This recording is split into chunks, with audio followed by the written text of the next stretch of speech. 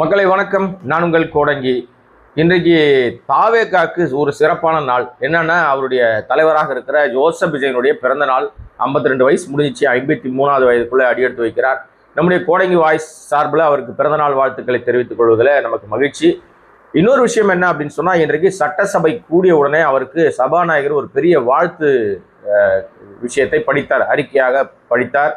அவர் சாதித்தார், அவர் விசில் புரட்சி பண்ணார், அதை பண்ணார், இதை பண்ணார்னு நிறைய பாராட்டு பத்திரத்தை வாசித்தார். அது வழக்கமாக நடக்கிற நிகழ்வு தான். அதற்கு அவர் கையெடுத்து கும்பிட்டார் முதலமைச்சர். வழக்கம் போல் அவர் பேசாம மடந்தையாக தான் இருக்கிறார். இந்த நாளில் கூட அவருடைய முகத்தில் ஒரு மகிழ்ச்சி, சந்தோஷம் இல்லை என்பது ரொம்ப வருத்தம் அளிக்கக்கூடிய விஷயமாக இருக்கிறது. அட்லீஸ்ட் ஒரு மலர்ச்சியோடு அவர் அந்த வாழ்த்துறைகளை ஏற்றுக்கொண்டால் இந்த நாடே இல்லை, உலகமே பார்த்துக்கிட்டு இருக்கு. இந்த நிகழ்வு நேரலையில் காட்டப்படும் போது உலகமே அதை பார்த்துக்கிட்டு இருக்கு. முதல்வர் ஏன் அப்படி இருக்கிறார் என்பது நமக்கு இதுவரை விளங்காத விஷயமாக இருக்கிறது. ஓகே, எனிவே, சட்டசபையில் கூடிய உடனே இது இன்றைக்கு என்னன்னா, நாளையோடு சட்டசபை முடிய போகுது. இன்றைக்கு மீண்டும் ஆளுநர் உரை மீதான அந்த உரைக்கு நன்றி தெரிவிக்கிற தீர்மானத்தின் மீது நிறைய பேர் பேசணும். ஆனால் இவர் பிறந்தநாள் வாழ்த்து சபாநாயகர் சொன்ன உடனே எதிர்கட்சியாக இருக்கிற திமுக இல்லை, அதிமுக கட்சி தலைவராக இருக்கிற, சட்டசபை தலைவராக இருக்கிற நம்ம எடப்பாடி அவர்கள் எந்திரிச்சு பேச ஆரம்பித்தார். அவருடைய பேசுவதற்கு மைக்கு வழங்கப்படலை. அவர் பேச சபாநாயகர் குறுக்கிட்டு பேசினார். அவர் என்ன பேச வந்தார் அப்படின்னு சொன்னால், நீங்கள் 2 தினங்களுக்கு முன்னாடி ஆளுநர் உரை நன்றி தெரிவிக்கிற தீர்மானத்தின் மீது நடக்கும்போது மேகதாது அணை தொடர்பான ஒரு புதிய அறிவிப்பை, ஒரு தீர்மானத்தை கொண்டு வந்தார் ஜோசப் விஜய் அவர்கள். அந்த தீர்மானத்தின் மீது எல்லாரும் பேசினாங்க. அப்போ எதிர்கட்சி தலைவர் கடைசியாக பேசும்போது ஒரு திருத்தத்தை கொண்டு வந்தார்.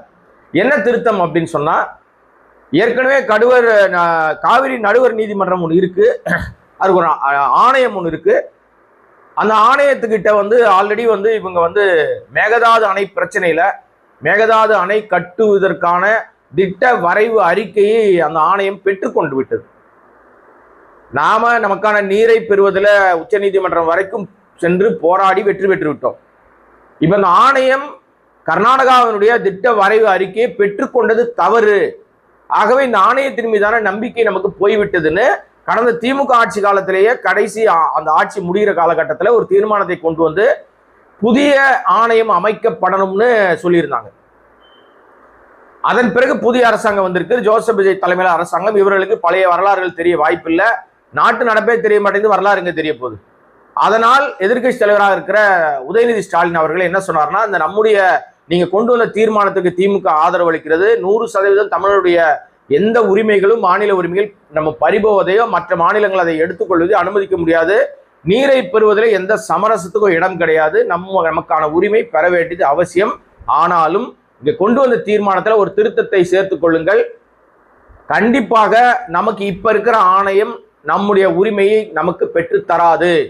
அவங்க ஏற்கனவே திட்ட வரைவு அறிக்கையை வாங்கிட்டாங்க, அப்படி வாங்கினதே தப்பு. அதனால இந்த ஆணையத்தின் மீது நம்பிக்கை இழந்து விட்டதனால் புதிய ஆணையம் அமைக்கப்படணும்னு நம்ம ஒரு கோரிக்கையோட எல்லா எம்எல்ஏக்களும், எல்லா கட்சி தலைவர்களும் இங்கிருந்து நம்ம டெல்லிக்கு போய் ஒரு கடிதம் கொடுக்கணும். பிரதமரை பார்க்கணும், நீர்வளத்துறை அமைச்சரை பார்க்கணும், அங்க கடுமையான அழுத்தங்கள் கொடுக்கணும், நீதிமன்றத்தில் தனியாக வழக்கு நடத்தணுன்ற மாதிரியான பிரேயர்ஸோட தான் அவர் அந்த திருத்தத்தை முன்மொழிந்தார்.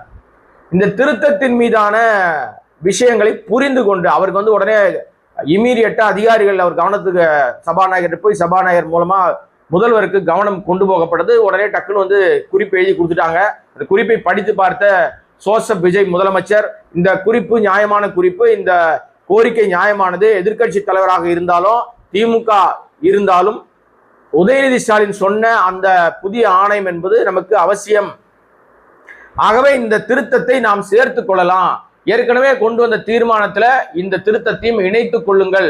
அதை நான் எல்லாருக்கும் நீங்க அவையில படிச்சிருங்க, படிச்சுட்டு ஓட்டெடுப்புக்கு விட்டுருங்க அப்படின்னு சொல்லிவிட்டார். அது அப்போது நிறைவேற்றப்பட்டது. பிரச்சனையே அங்கதான் ஆரம்பிச்சிருக்கு. அன்றைக்கு நிறைவேற்றும் போது அனைத்து கட்சியும், அதாவது ஆளுங்கட்சியா தாவேக, எதிர்கட்சி திமுக, அதிமுக, இன்னும் பிற கட்சிகள் எல்லாம், பாமக உட்பட, ஏன்னா அவங்கதான் நீர் ஆதாரம் அது இதுன்னு போராட்டம் பண்ணிட்டு இருக்கிற பாமக உட்பட அனைத்து கட்சியும், தேமுதிக, எல்லாருமே அந்த தீர்மானத்தை ஆதரித்தார்கள். ஒட்டுமொத்தமாக தமிழ்நாடு சட்டமன்றத்தில் கர்நாடகாவுக்கு எதிரான தீர்மானம் நிறைவேறியது. இப்போ அங்கதான் சிக்கலே. நீங்க தீர்மானம் கொண்டு வந்த தீர்மானத்தின் மீது எந்த விவாதம் இல்லை, அது தனியாக விவாதம் பண்ணுவாங்க, அதுக்கு விவாதத்துக்கு வழி இல்லை. ஆனால் திருத்தம் கொண்டு வந்தது சட்ட விதிகளுக்கு முரணானதுன்னு பயங்கரமா கொந்தளிக்க ஆரம்பிச்சார் இபிஎஸ் அவர்கள். அவர் பேசுவதற்கு மைக்கு தரல. அதை ஏன் நீங்க உறுப்பினர்களுக்கு கொடுக்காம சட்ட விதிகளுக்கு உட்படாம நீங்களா தீர்மானத்தை எப்படி நிறைவேற்றுவீங்க, எங்க உறுப்பினர் ஓட்டெடுப்புக்கு விட்டுருக்கணும் இல்லையா அப்படின்னு சொல்லி இவர் தன் பங்குக்கு ஒரு நியாயங்களை சொல்ல சபாநாயகர் அனுமதிக்காம, பொதுவாகவே சபை மரபு என்ன அப்படின்னா எந்த உறுப்பினர் எப்போ வேணாலும் ஏஞ்சி பேசலாம், ஆனா மைக்கு கொடுக்கறது சபாநாயகரோட உரிமை. அவர் சொன்னாதான் அந்த உறுப்பினருக்கு மைக் தருவாங்க, இல்லைன்னா மைக் இல்லாம கத்திட்டே இருக்க வேண்டியதுதான். இன்னொரு விஷயம் என்னன்னா, சபாநாயகர் இருக்கை விட்டு ஏஞ்சிட்டாருன்னா யாராக இருந்தாலும் உறுப்பினர்கள் அமர்ந்துடணும், அதான் சட்ட விதி, அங்க அவையினுடைய மரபு அதுதான். ஆனால் இன்றைக்கு காலையில அவை தொடங்கி ரொம்ப ஸ்மூத்தா அழகா பிறந்த நாள்லாம் வாழ்த்து சொல்லி ஆளுங்கட்சி உறுப்பினர்கள் மேஜையெல்லாம் தட்டி ஒரு மாதிரி ஒரு வேற ஒரு கலர்ல ஆரம்பித்த அந்த சட்டசபை நிகழ்வுகள் இபிஎஸ் உடைய அந்த சத்தத்தை கேட்டு அவருக்கு ஆதரவாக அவர் சார்பான சில பேரும், எல்லா அதிமுக எம்எல்ஏக்கள் எந்திரிச்சு வெளிநடப்பு பண்ணல, இவருக்கு சாதகமான ஒரு குறிப்பிட்ட கூட்டம் இருப்பாங்களா ஒரு 25 பேருக்கு மேல, அவங்க என்ன பண்ணிட்டாங்கன்னா இவரோட சேர்ந்து ஏஞ்சி கத்த ஆரம்பிச்சோன்னே சபாநாயகர் ஒவ்வொரு முறையும் உட்கார்ந்து ஏஞ்சி உட்காருங்க உட்காருங்க உட்காருங்க, நான் இது மரபு தெரியாதா உங்களுக்கு, நான் ஏஞ்சின்னா எல்லாரும் உட்காரணும்னு ஆவேசமா கத்த, அவர் இல்ல நீங்க இந்த தீர்மானத்தை பேசி ஆகணும்னா எனக்கு நீங்க ஆர்டர் போட முடியாதுன்னு சொல்லி கடும் அமளி, ஒரே பயங்கர கூச்சல். சபாநாயகர் மைக்கு மட்டும் தான் ஆன்ல இருந்தது, பாக்கி எல்லார் மைக்கும் அணைக்கப்பட்டிருக்குது. கத்த ஆரம்பிச்சாங்க. ஒரு பக்கம் பேச, அவர் பேச, இபிஎஸ் பேச, எந்திரிச்சின்னு இவர் பேச, இது எல்லாவற்றுக்கும் காரணமாக இருந்த உதயநிதி ஸ்டாலின் தரப்பு, திமுக தரப்பு அமைதியா இருந்துச்சு. ஏன்னா திருத்தம் கொண்டு வந்ததுதான் தப்புன்னு இபிஎஸ் குரல் கொடுக்குறாரு. வழக்கம் போல நம்முடைய முதலமைச்சர் ஜோசப் விஜய் எதுக்குமே ரியாக்ட் பண்ணாம அவர் பாட்டு அப்படியே உட்கார்ந்த இடத்த விட்டு அசையாம கண்ணு மட்டும் இங்கேயும் அங்கேயும் திரும்பிட்டு இருந்துச்சு. நேரலையில அது மட்டும் தான் காமிச்சாங்க. மற்றபடி உள்ள நடக்கிற நிகழ்வுகள், ஏன்னா நம்ம போகாதனால அந்த நிகழ்வுகள் என்ன நமக்கு தெரியல.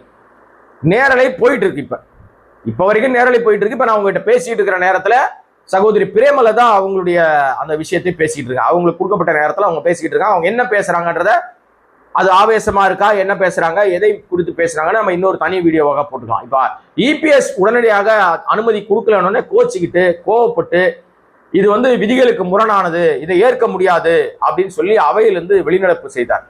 ஆனால் அவையிலிருந்து வெளிநடப்பு செய்யும் போது கூட அமைதியாக போகாம அமளியோடு கத்திக்கிட்டே வெளில போனதுனால சபாநாயகர் நீங்க சத்தம் போட்டீங்கன்னா நீங்க பேசின எதுவுமே அவை குறிப்பில் வராதுன்னு அவங்க பேசின அனைத்தையுமே அவை குறிப்பில் நீக்கிட்டார்.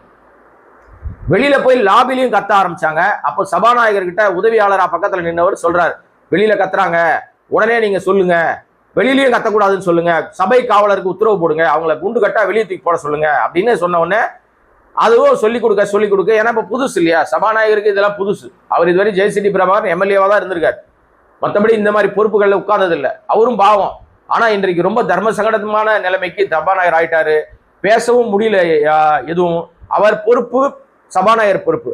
ஆனால் எதிர்த்து பேசுகிறவர் முன்னாள் முதலமைச்சர், எதிர்கட்சி தலைவராக இருந்தவர், ஒரு காலத்துல இவருடைய கட்சி தலைவராக இருந்தவர். அவரை உக்காரியானி அப்படின்லாம் சொல்ற அளவுக்கு ஒரு நிலைமை கைமீறி போற மாதிரி ஆயிடுச்சு. ஆனாலும் சமாளித்து கொண்டு சபாநாயகர் ரொம்பவே கடுப்பானாரு, எரிச்சல் ஆனார். இதெல்லாம் தூண்டி விட்டு எரிச்சல் அப்படின்றத தாண்டி அவையில பேச வேண்டிய விஷயங்கள் எவ்வளவு இருக்கு. இன்னைக்கு நீங்க பெரியபாளையம் கிட்ட அந்த அமோனியா வாயு கசிவால் ஏற்பட்ட மிக சோகமான நாள். ஏராளமான மக்கள் அங்க பாதிக்கப்பட்டிருக்காங்க. ஒரு 60-70 பேருக்கு மேல பாதிக்கப்பட்டிருக்காங்க. அதுல பெண்கள் தான் அதிகம். கொடுமை என்னன்னா, அந்த பெண்கள்லாம் ஞாயிற்றுக்கிழமைன்னு ஒரு அறையில் இருக்கும்போது ஒட்டுமொத்தமா அமோனியா வாயு தாக்கியதுல அவர்கள் எல்லாருமே கடுமையான பாதிப்புக்குள்ளாயிருக்காங்க. மிக ஆபத்தான கட்டத்தில் இருக்காங்க. பல பேர் இறந்து போயிட்டாங்க. வட மாநிலத்திலிருந்து பிழைப்பு தேடி தமிழ்நாட்டுக்கு வந்தவர்கள். இந்த சோகம் ரொம்ப கருப்பு நாளாக மாறி போயிருக்கு. இதையெல்லாம் குறித்து விவாதிப்பதற்கு, பேசுவதற்கு கூட அங்க அவையில இல்லாம வேற ஏதோ ஒரு விஷயத்தை வச்சு பேசி பிரச்சனை பண்ணி அதுக்கப்புறம் அவையிலிருந்து இபிஎஸ் வெளிநடப்பு பண்ணிட்டாரு. வெளிநடப்பு பண்ணி அவர் வெளியே எதற்காக வெளிநடப்பு செய்தோன்னு சொன்னார். அவர் என்ன சொன்னார்னா, உதயநிதி கொண்டு வந்த அந்த தீர்மானத்தினுடைய திருத்தத்தை உறுப்பினர்களுடைய பார்வைக்கு கொண்டு வராம அவர் அவையில பண்ணது தப்பு, இது விதிமீறல் அப்படின்னாரு. விதிமீறலோ விதிமீறல் இல்லையோ, அது உரிமை மீறல் பிரச்சனை இல்ல விதிமீறல் பிரச்சனை உள்ளதான் பேசணும். அதற்கு அனுமதி அளிக்கல. இப்ப அந்த தீர்மானம் சரியா தப்பா அப்படின்ற கோணத்துக்குள்ள நமக்கு தெரிந்த நண்பர்களோடு இதுக்கு முன்னாடி இருந்த பல விஷயங்களை எல்லாம் தேடி நண்பரோட பேசி நிறைய விஷயங்கள் தெரிஞ்சுக்கும் போது அந்த திருத்த தீர்மானம் தவறல்ல. அதனால்தான் முதலமைச்சராக இருக்கிற ஜோசப் விஜய்க்கு அந்த தீர்மானத்தை திருத்தத்தை ஏற்றுக்கொள்ளலாம்னு அதிகாரிகள் கொடுத்த ஆலோசனையின் அடிப்படையில் அவர் உடனே அதை ஏற்றுக்கிட்டார். Immediate reaction.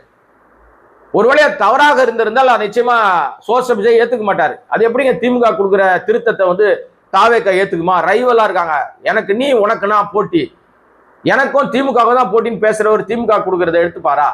அவர் ஏத்துக்கிறாருன்னா அதுல ஏதோ ஒரு உள்ளர்த்தம் இருக்கு. தமிழ்நாட்டு மக்களுடைய தேவைக்காக, அத்தியாவசியத்திற்காக, அவசியத்திற்காக, தமிழ்நாட்டு உரிமைக்காக திமுக குரல் கொடுக்குதுன்றத உணர்ந்ததுனால்தான் ஜோசப் விஜய் முதலமைச்சர் அதை ஏத்துக்கிட்டார். இல்லைன்னா அந்த தீர்மானத்தை திருத்தத்தை அவர் ஒப்புக்கொள்வதற்கு வாய்ப்பில்லை. இந்த அடிப்படை புரிதல் கூட இல்லாம எங்க அண்ணன் எடப்பாடி அவர்கள் அவர் தன்னுடைய இருப்பை தக்க வைத்துக் கொள்வதற்காக இன்னைக்கு அந்த பெரிய கோஷத்தை போட்டு வெளிநடப்பு பண்ணியிருக்காரு. வெளியேயும் மக்கள்கிட்ட மீடியா கிட்ட வந்து பேசியிருக்காரு. எனவே இப்படியாக காலையிலே இப்படி பரபரப்பா கலேபரமா ஆரம்பிச்சிருக்கு.